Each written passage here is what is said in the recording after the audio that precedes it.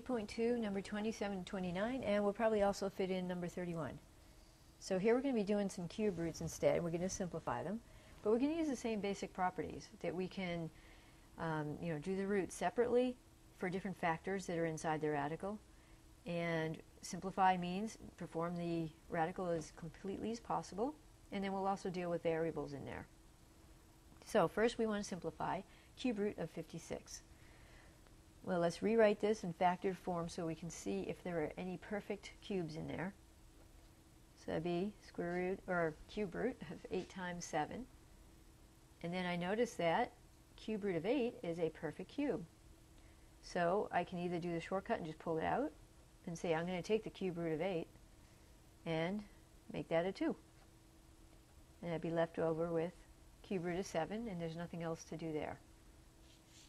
So that's sort of the shortcut way to do it. We could also write it out with separate radicals if that's easier to see.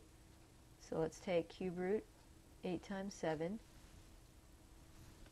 and break it up into the two separate radicals, cube root of 8 times cube root of 7. All right, so that's the same property we were using for square roots. Cube root of 8 is 2, and can't do anything to cube root of 7, so that 9th. Well, remember for square roots, if we had the square root of x to the 4th, we just did divide by 2. So it's x squared. Well, we're going to do the same thing. When we look at the cube roots, and it doesn't really matter what kind of radical you have, you always want to do divide the power by the root. So if we have x to the 9 and divide by 3, that gives us x cubed. And that makes sense because x cubed times itself 3 times, all right, because we're talking cube roots, so we need to do it times itself 3 times, would give us x to the 9th. Because when you multiply the same bases, you add up the exponent. So we'd have 3 plus 3 plus 3 is 9. So that'd be the answer for that one. You know, if we had cube root of x to the about 12, then we would say, well, that comes out to be x to the 12 divided by 3 is a whole number, so that gives us x to the 4th. If we didn't have a whole number, we'd want to break it into factors that gave us a whole number. So let me get a new sheet here. Let's say we had cube root x to the 8th. All right, well, 8 divided by 3 doesn't work out perfectly. And this is different from doing the cube root of 8, right? Because now it's in the exponent. So whereas the cube root of 8 equals 2, if the 8 is in the exponent, it's completely different. Then we are dividing the power by the root instead. So cube root of 8, I would break it up and say cube root of the highest power that's divisible by 3 would be 6 without going over 8. So it's x to the 6th times, and there would be 2 left over because 6 plus 2 gives us 8. Then I could say, okay, I know that the cube root of x to the 6th is going to be, and do x to the 6th divided by 3.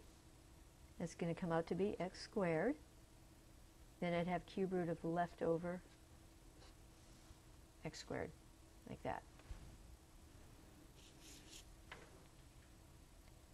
And let's see, there's a new one we can do here. How about number 31,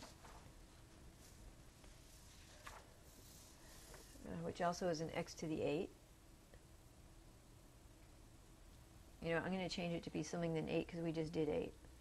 Let's do cube root of 72 x to the, how about 16? That's not divisible by 3, so that'll give us some practice. Well, first I want to deal with the 72 and take it from there. So let's factor things out. And you know what? We might as well go ahead and factor the x to the 16th and give it the power that we want it to have. So 72 is 8 times 9. And I want to use that because 8's a perfect cube.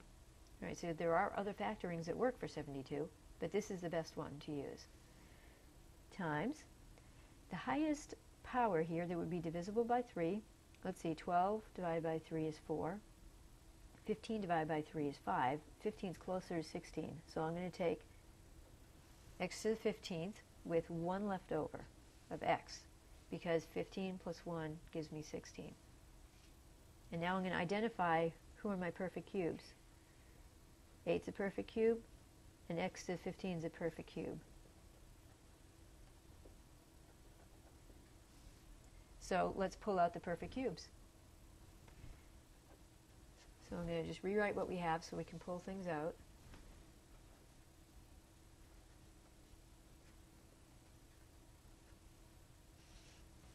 All right, so this guy comes out as a 2, because a cube root of 8 is 2. This guy comes out. Cube root of x to the 15th, do 15 divided by 3. Power divided by root. And that gives me an x to the 5th. So on the outside, we get 2, x to the 5th, and then the 9 and the x are just leftovers. They stay inside the cube root, and we don't do anything to them.